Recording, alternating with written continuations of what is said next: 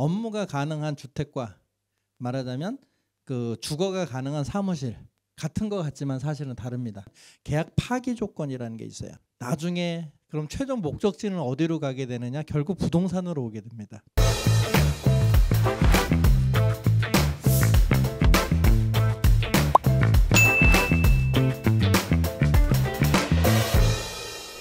안녕하세요. 하노이 온라인 부동산을 운영하고 있는 김운석 대표입니다. 여러분 만나서 반갑습니다. 저는 베트남 하노이에서 25년째 생활하고 있고 하노이 온라인 부동산을 19년째 운영하고 있습니다.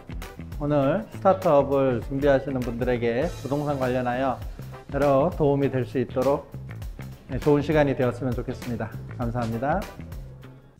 예, 안녕하세요. 하노이 온라인 부동산을 운영하고 있는 김운석 대표입니다. 반갑습니다.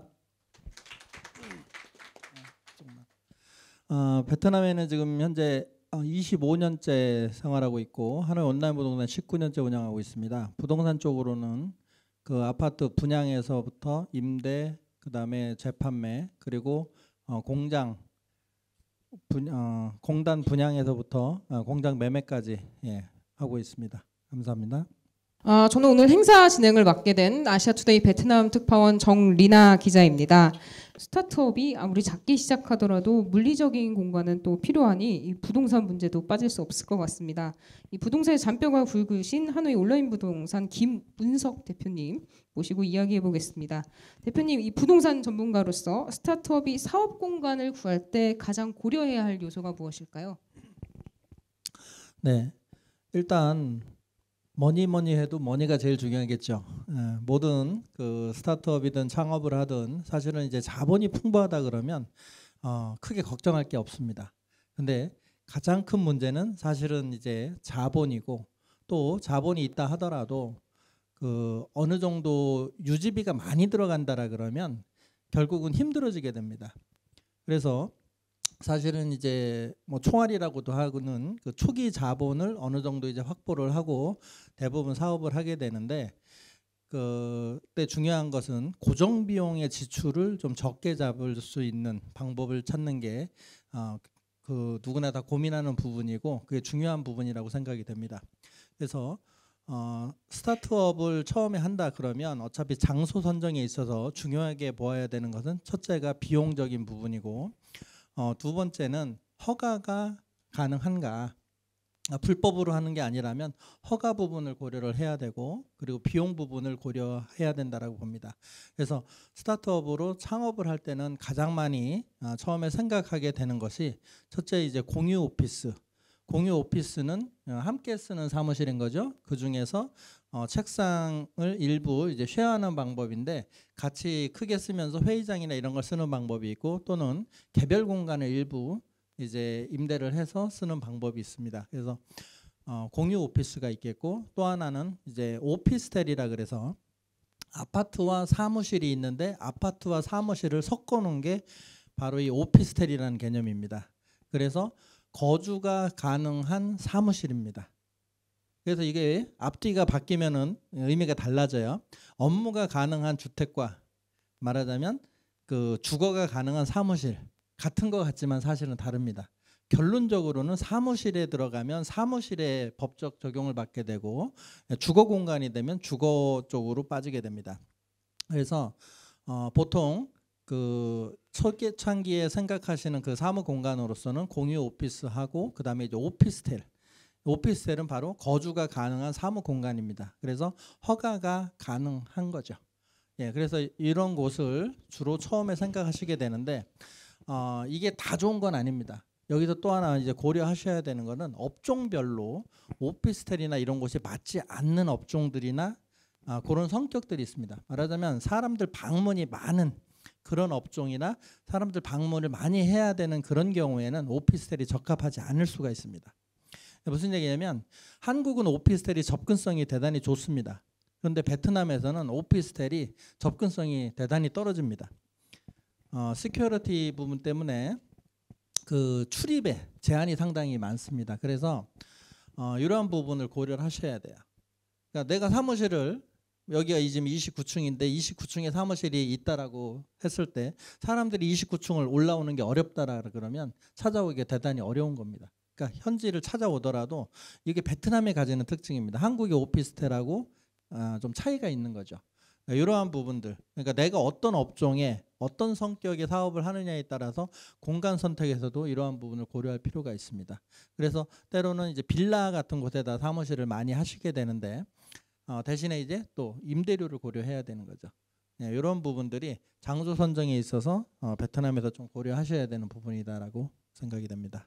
네, 정말 유념해서 고려를 해봐야 될 상황일 것 같습니다.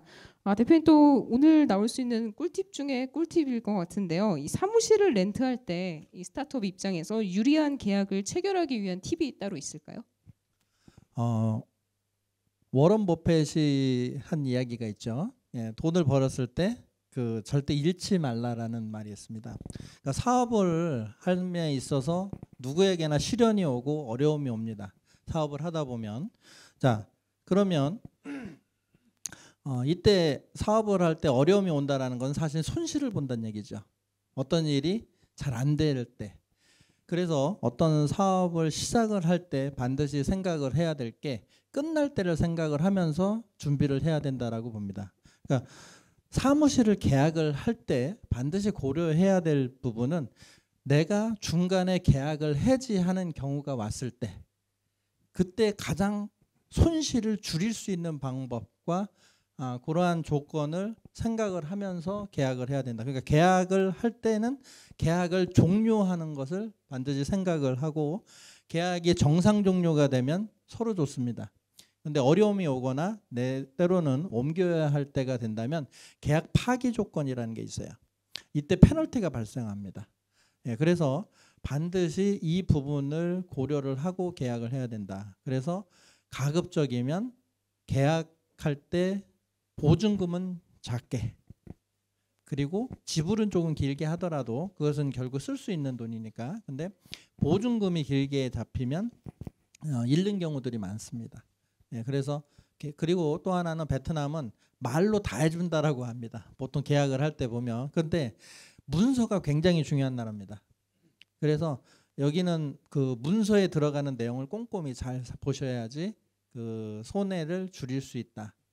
그래서 잘 돼서 버는 것도 중요하지만 새는 돈이라든지 이런 낭비되는 잃는 것을 줄이는 것 역시 굉장히 중요한 포인트라고 생각이 됩니다. 부동산 질문이 들어왔는데요. 투자로서의 베트남 부동산도 궁금합니다. 저희가 준비했던 질문 리스트 중에도 하나 있었는데 아마 김은석 대표님이 대답해 주실 수 있지 않을까 싶은데요. 투자로서 베트남 부동산에 대해서 궁금하시다. 여러분이 사업을 하는 목적은 사실은 돈을 벌기 위해서죠. 그럼 여러 가지 사업은 참 다양하게 하실 수 있습니다. 그런데 이 다양하게 번 돈을 나중에 그럼 최종 목적지는 어디로 가게 되느냐? 결국 부동산으로 오게 됩니다. 근데 처음에 스타트업을 하시면서 사실 부동산 투자까지 하기는 어려움이 많으실 수가 있습니다. 저 역시도 제가 사업을 그 회사를 차린 게 지금 부동산 19년째 하고 있으니까 19년 전에 차린 건데 저는 이 부동산을 지금 하지만 이게 아니라 하더라도 부동산 투자는 반드시 필요하고 이 부분은 여러분들이 사업을 하시면서 꼭 신중하게 그리고 이거는 꼭 하셔야 된다라고 생각을 합니다. 이유는 뭐냐면 부동산이 가지는 특징인 안전성 때문에 그렇고 또 하나는 사실은 부동산이 큰 돈이 들어가기 때문에 사실은 접근하기 어려워하시는 분들이 많습니다. 근데 사업에도 위험성이 있듯이 부동산 투자도 약간의 위험성은 있습니다. 근데 이런 위험을 감수하지 않는다라면 안정을 취하는 건 역시도 사실은 굉장히 어렵습니다. 제가 땅을 조그맣게 사놓은 게 있는데 한 20년 됩니다. 그러면 이 땅이 많이 올랐습니다. 근데 그 당시에 돈이 많아서 제가 큰 돈을 투자했다 그러면 굉장히 큰 돈이 돼 있을 텐데 크지 않은 물론 뭐 돈이라는 게 그렇지만 크지 않은 돈을 투자를 했는데 그게 오랜 세월이 되다 보니 작진 않은 돈이 됩니다. 그런데 이게 당장 팔아서 어떤 걸 한다는 것보다 사업을 하면서 반드시 어려운 상황이 올 수 있습니다. 그런데 내가 가지고 있는 게 당장 현금화는 아니라 하더라도 내가 어느 정도의 그게 같이 나가는 게 있다라 그러면 굉장한 심적 안정감을 줄 수 있습니다. 그래서 그러한 부분을 위해서도 부동산 투자 여러 가지 방법이 있습니다. 위험성은 있습니다. 약간 편법적인 부분일 수도 있지만 부동산 투자에 관심을 가지면 여러 가지 방법을 찾으실 수가 있습니다. 꼭 혼자 투자가 아니라 같이 그걸 분할해서 같이 하는 투자 방법도 있고 그리고 소액 투자부터 하나씩 만들어 가면 반드시 할 수 있습니다. 일정 수익이 나올 때 거기에 한 10% 정도씩을 통장을 따로 만들어서 일정 부분을 빼십시오. 그리고 그거를 모아서 주식이든 부동산이든 꼭 투자를 해 놓으면 그 돈이 없어도 10% 정도가 빠진다고 해서 사업에 크게 지장이 오지 않습니다. 그런데 이게 나중에 어려움이 오거나 했을 때 다시 회복하는 데 도움이 될 수 있습니다. 그리고 그것들이 좀 쌓여 있으면 사업을 하거나 여러 가지 하는 데 있어서 자신감이 생기고 굉장히 든든합니다. 그래서 부동산은 그 자체로도 나중에 큰 도움이 될 수 있지만 그러한 백그라운드를 만들어 줄 수 있는 그런 부분에서도 굉장히 큰 도움이 된다라고 봅니다. 그래서 작더라도 투자할 수 있는 방법은 여러 가지를 강구하면 여러 가지 방법이 있고 찾으실 수 있을 겁니다. 다만 그것을 원하고 그리고 생각을 계속 하시면 방법은 나옵니다. 부동산 투자는 꼭 하셔야 된다라고 봅니다. 여러 상황을 고려해야 될 것 같습니다. 다음 선택지로 넘어가 볼까요? 네, 대기업 출신 직원 채용 대 스타트업 경험자 채용. 이것도 한국에 있는 스타트업계에서도 많이 고민해 볼 만한 문제일 것 같은데요. 둘 다 경력직은 경력직인데 이제 대기업에서 온 경력직이냐, 그래도 스타트업 같은 업계에서 한번 일을 해본 경력직이냐일 것 같습니다. 어떻게 하시겠어요? 이 질문은 저는 이제 사실 직장 생활을 안 해보고 그 해외로 전역 후에 바로 해외로 나와서 빈몸으로 시작을 해서 지금 해오고 있기 때문에 스타트업 경험자의 경우라고 볼 수가 있는데 만약에 저의 경험이나 이런 입장에서 보자면 대기업 출신 직원들은 사실은 너무나 이 개인 사업하는 사람들 입장에서 보면 너무나 좋은 조건 하에서 사실은 좀 정형화된 어찌 보면 일정 분야에 특화돼서 그 업무를 잘할 수 있는 그런 쪽으로 되지 않나 생각이 됩니다. 근데 스타트업을 한다 그러면 마음가짐 자체가 나는 모든 것을 할 수 있다라는 생각으로 스타트해야 된다라고 봅니다.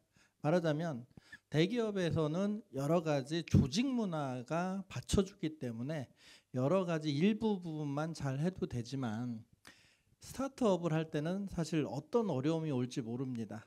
그래서 어떠한 어려움이 왔을 때 이걸 극복하려면 누군가 도와주는 게 아니라 내가 이거를 해결을 해야 된다는 거죠. 그래서 어느 분야가 약하거나 그러면 물론 그쪽에 사람을 쓸 수도 있지만 내가 그거를 커버할 수 있다라 그러면 내가 사람을 다시 뽑아서 그걸 교육을 시켜서 그쪽을 갈 수가 있는데 내가 모른다면 그 직원을 교육하는 것에서부터 또 여러 가지 어려움이 올 수 있습니다. 그래서 사실 스타트업으로 그 창업을 한다 그러면 만능인이 되어야 된다. 그래서 사실 공부도 많이 해야 되고 노력도 많이 해야 된다고 봅니다. 그러니까 만약에 남들하고 동일하게 한다 그러면 그 남들 일할 때 일하는 거는 그거는 더 열심히 하는 게 아닙니다. 그냥 동일하게 하는 거죠. 근데 그 남들이 일하는 시간이 끝난 후에 추가로 더 하는 게 나의 노력이 들어가는 거고 남들과 차별화를 가져오는 거지. 동일하게 했을 때 과연 동일한 결과 이외에 더 나온다. 그거는 정말 뭐 천재라든지 이런 사람이 아니고서는 좀 다르다고 봅니다. 그러니까 창업이나 스타트업 저도 젊었을 때 여러 가지 말하자면 저는 기계공학을 한 사람인데 제가 엉뚱하게 지금 다른 분야 여행업부터 시작을 해서 부동산 제가 사업을 굉장히 많이 했었고 동시에 한 5가지 업을 동시에도 했었어요. 핸드폰을 5개 업종별로 가지고 다니면서 했었습니다. 그래서 뭘 하면은 될까 쫓아다녀 보니까 어렵고 결국은 제가 부동산으로 지금 해오고 있는데 부동산도 지금 19년째 하고 있어요. 그러니까 부동산을 해서 한 게 아니라 여러 가지를 하면서 이쪽 분야가 괜찮아 보인다. 어려움은 있었지만 그리고 오래 하다 보니까 이제 전문가가 되는 거죠. 그래서 창업을 할 때 마인드는 어려움이 온다 하더라도 그것을 극복하고 그리고 내가 또 공부를 해서 마찬가지 일을 하다 보면 어려움이 옵니다. 저도 하다 보면 어려움이 왔는데 제가 이제 인테리어에서 한번 그 인테리어 업자한테 맡겼었다가 그쪽에서 사고를 냈던 적이 있고 또 다른 쪽도 직원이나든지 이제 맡겼던 쪽에서 사고를 내는 경우가 있습니다. 그러면 그걸 커버하기 위해서 다시 제가 그쪽을 공부하고 여러 가지를 해서 그쪽을 커버를 하다 보니까 그쪽까지 또 그 일을 배우게 되고 커버를 해서 그 위기를 넘기게 되고 했던 그런 경험이 있습니다. 그러니까 어려움은 올 수 있는데 그거를 극복할 수 있다는 생각을 가지고 누구나 모든 건 해본 게 아니고 처음 할 수 있습니다. 근데 그쪽을 노력해서 하면은 충분히 모두 다 극복이 가능하다라고 보기 때문에 대기업 출신이 좋을 수는 있습니다. 어느 분야의 특수한 분야에서 전문가적인 교육을 받았거나 할 수는 있는데 모든 분야를 골고루 어떤 어려움이 올지 모르기 때문에 이 스타트업을 했다라는 건 사실은 그 여러 가지 일을 할 수 있다라고 보기 때문에 스타트업 쪽을 많이 좀 선호하게 되지 않을까 생각을 합니다. 그래서 한번 해봤던 사람은 다시 할 수 있다. 이런 생각이 좀 듭니다.